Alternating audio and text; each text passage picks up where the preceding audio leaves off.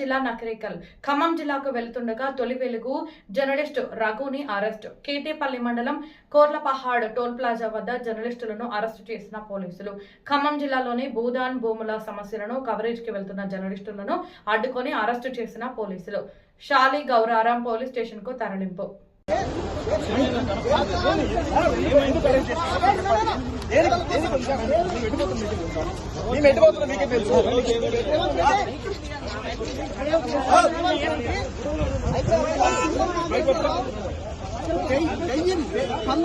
మంది భూములు సార్ అది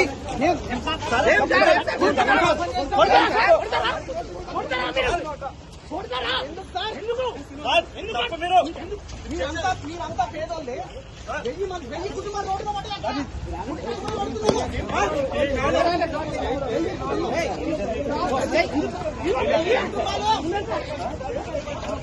కుటుంబాలు సార్